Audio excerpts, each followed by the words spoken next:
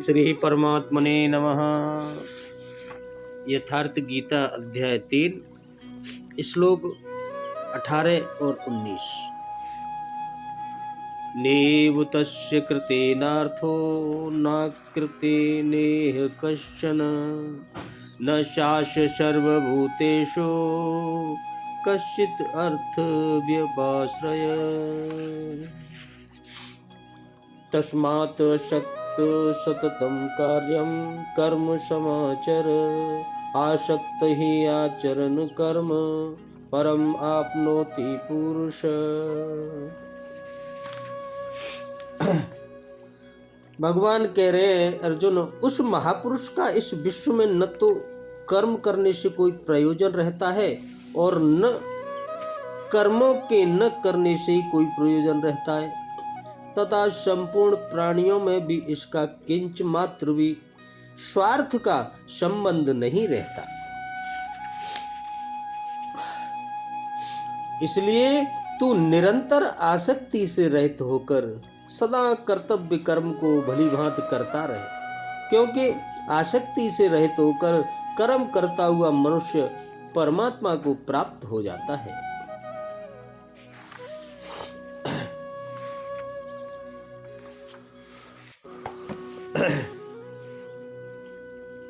इस संसार में उस पुरुष का कर्म किए जाने से कोई लाभ नहीं और न छोड़ देने से कोई हानि है, जबकि पहले आवश्यक था उसका संपूर्ण प्राणियों में कोई स्वार्थ संबंध नहीं रह जाता।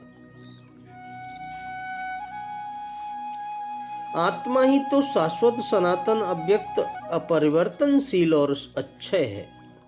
जब उसी को पा लिया, उसी से संतुष्ट, उसी से तृप्त, उसी से ओतप्रोत और स्थिति है, आगे कोई सत्ता ही नहीं है। तो किसको खोजें, मिलेगा क्या?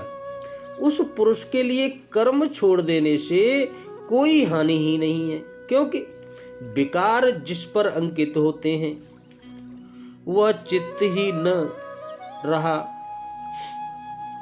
उसका संपूर्ण भूतों में बाह्य जगत और आंतरिक संकल्पों की परत में लेश मात्र भी अर्थ नहीं रहता। सबसे बड़ा अर्थ तो था परमात्मा।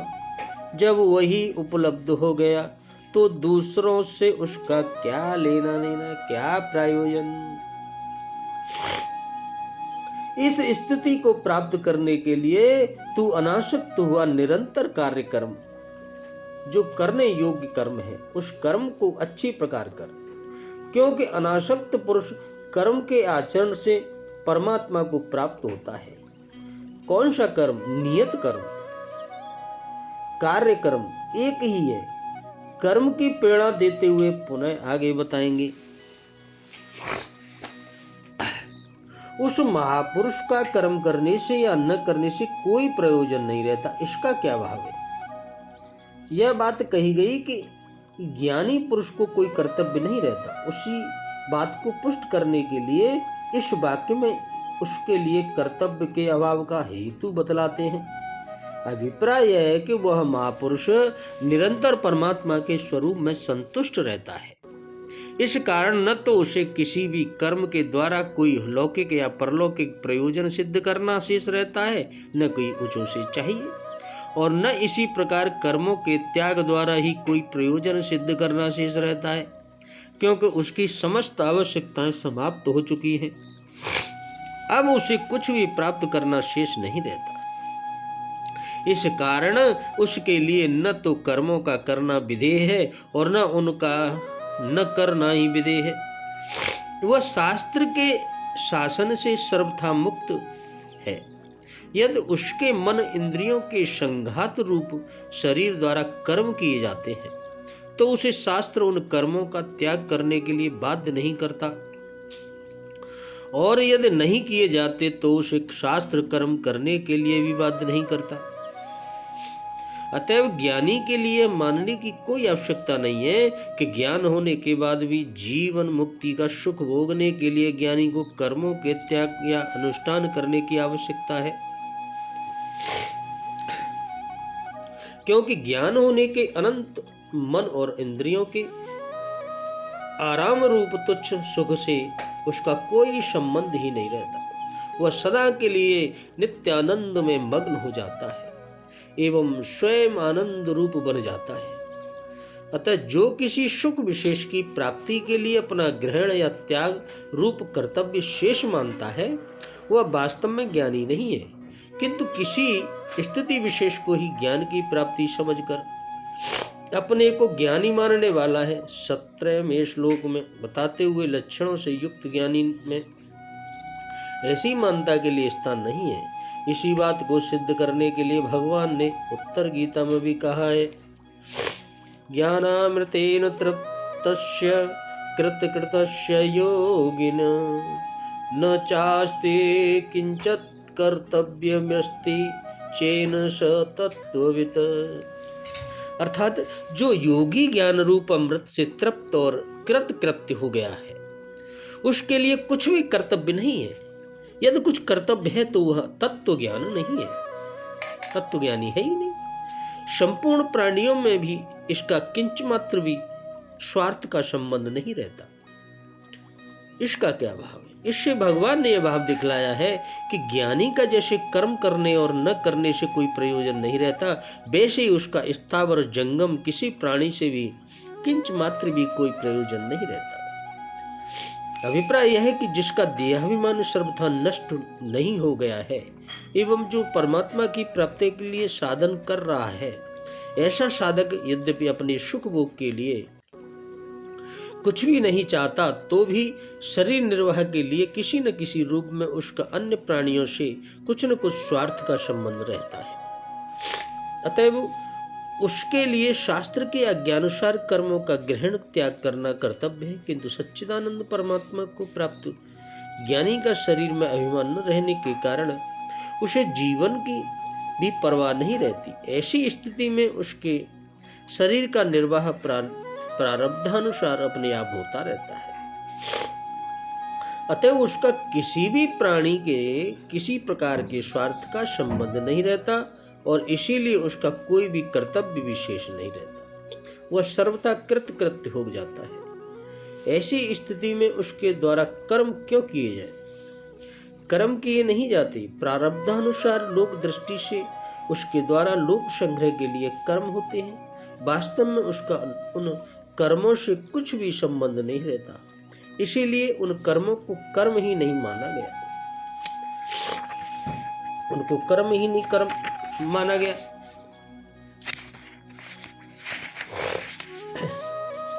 यहां तक भगवान ने बहुत से हेतु बतलाकर यह बात सिद्ध की कि जब तक मनुष्य को परम श्रेष्ठ रूप परमात्मा की प्राप्ति न हो जाए, तब तक उसके लिए स्वधर्म का पालन करना अर्थात अपने वर्णाश्रम के अनुसार विहित कर्मों का अनुष्ठान निस्वार्थ भाव से करना आवश्यक कर्तव्य है।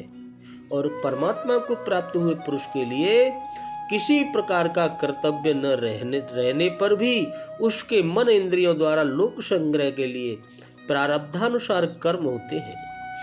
वह उपयुक्त वर्णन का लक्ष्य कराते हुए भगवान अर्जुन को अनासक्त भाव से कर्तव्य कर्म करने के लिए आज्ञा देते हैं। तस्मात् पद का क्या भाव है?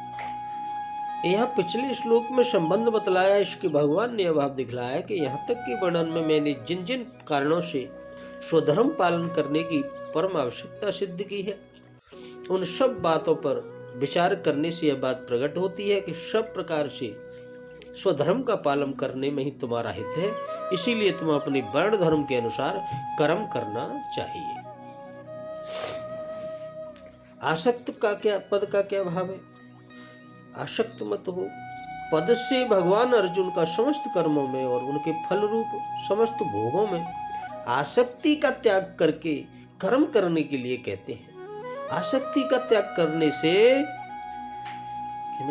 कामना का त्याग उसके अंतर्गत ही आ गया, क्योंकि आसक्ति से ही कामना उत्पन्न होती है। इसीलिए यह फल इच्छा का त्याग अलग ही नहीं बतलाया गया। सततम पद का क्या भाव? भगवान पहले यह बात कह आए हैं कि कोई भी मनुष्य क्षण मात्र भी बिना कर्म किए नहीं रह सकता। इससे सिद्ध होता है कि मनुष्य निरंतर कुछ न कुछ करता ही रहता है। इसीलिए यह सततम पद का प्रयोग करके भगवान ने यह भाव दिखलाया कि तुम सदा सर्वदा जितने भी कर्म करो उन समस्त कर्मों में और उनके फल में आसक्ति से रहित होकर उनको करो। किसी समय कोई भी कर्म आसक्ति पूर्वक नहीं करो।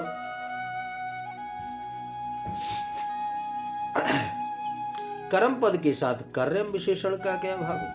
इससे भगवान ने यह भाव दिखलाया है कि तुम्हारे लिए वर्ण आश्रम स्वभाव और परिस्थिति के अनुसार जो कर्म कर्तव्य है वे ही कर्म तुम्हें करने चाहिए। पर धर्म के कर्म, निषिद्ध कर्म और व्यर्थ का काम्य कर्म नहीं करने चाहिए। समाचार क्रिया का क्या भाव है? आचर क्रिया के साथ सम उपसर्ग का प्रयोग करके भगवान ने यह भाव दिखलाया है कि उन कर्मों का तुम सावधानी के साथ विधि पूर्वक यथा योग्य आचरण करो। ऐसा न करके असावधानी रखने से उन कर्मों में त्रुटि रह सकती है और उसके कारण तुम्हें परम श्री की प्राप्ति में विलंब हो सकता है। आसक्ति से रहित होकर कर्म करने वाला पुरुष परमात्मा को प्राप्त होता है। इसका क्या भाव है? इस कथन से भगवान ने उपर्युक्त कर्मयोग का फल बतलाया है। अभिप्राय यह है कि उपर्युक्त प्रकार से आसक्ति का त्याग करके कर्तव्य कर्मों का आचरण करने वाला मनुष्य कर्म बंधन से मुक्त होकर परम पुरुष परमात्मा को प्राप्त हो जाता है। इस कर्मयोग का इतना महत्व है, इसलिए तुम्हें समस्त कर्म उपर्युक्त प्रकार से ही करने चाहिए। बोलो राधे कृष्णा। भगवान ने जो यह बात कही कि आसक्ति से रहित होकर कर्म करने वाला मनुष्य परमात्मा को प्राप्त हो जाता है, उसी बात को पुष्ट करने के लिए जनकादिक प्रमाण देकर पुनः अर्जुन के लिए कर्म करना ही उचित बतलाएंगे। बोलो राधे कृष्ण। जय श्री राधे।